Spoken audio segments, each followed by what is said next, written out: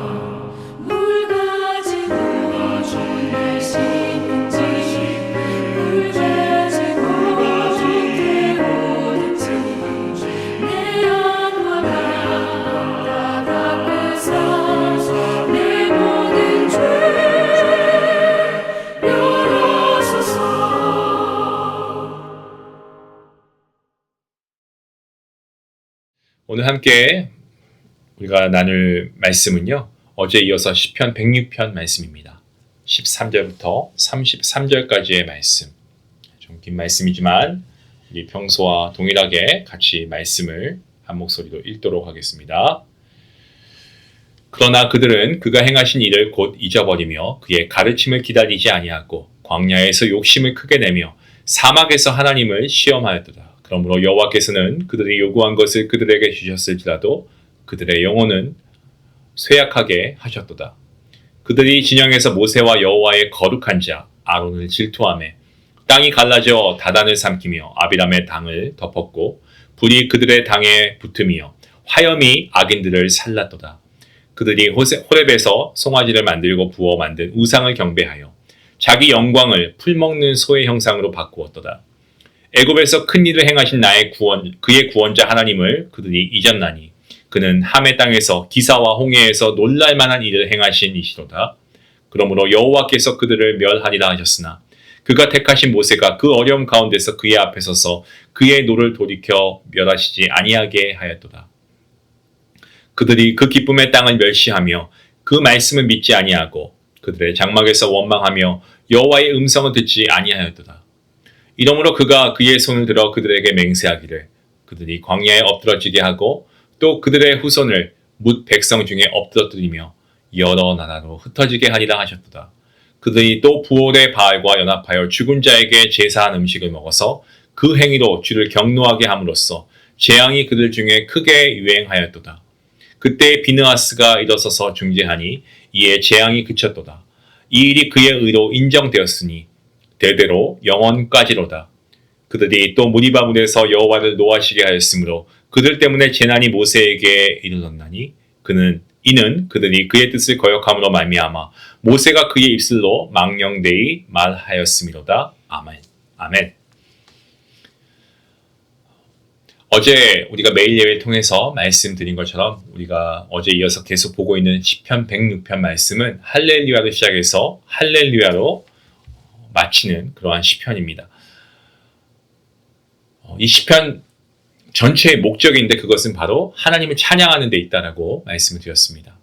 근데 그 찬양의 내용이 조금 의외입니다. 하나님의 백성의 순종과 성공이 아니고 광야에서 반복되었던 어떤 이스라엘의 불복종과 패역함과 불순종. 하지만 이러한 가운데서도 끝까지 자비를 베푸시고 역사하신 하나님의 은혜를 노래하고 있기 때문에 그렇습니다. 바로 이전에 시편 105편이죠. 시편 105편이 하나님께서 출애굽 그 전후에 행하신 구원의 역사를 찬양했다라고 한다면 저희가 어제부터 함께 보고 있는 시편 106편 말씀은 출애굽 이후 광야에서 나타난 인간의 어떤 끊임없는 불순종과 그럼에도 불구하고 멈추지 않는 하나님의 긍휼하심과 인자하심을 보여주고 있습니다. 그래서 이 시편은 인간의 실패보다 더 크신 하나님의 은혜를 바라보게 하는 그러한 말씀입니다. 시는 어떻습니까? 오늘 말씀을 보시면 먼저 광야에서 있었던 여러 사건들을 돌아보고 있습니다. 홍해를 건넌 이 놀라운 기적을 경험하고도 이스라엘 백성들 너무나 빨리 하나님이 하신 일들을 잊습니다. 마라의 쓴물 앞에서 원망했고 메추라기 사건에서는 욕심을 크게 내면서 하나님을 시험하기도 했습니다. 하나님께서는 만나로 날마다 먹이시고 조금만 더 가면 엘림의 샘과 또 종려나무가 기다리고 있었지만 그들은 기다리지 못했죠.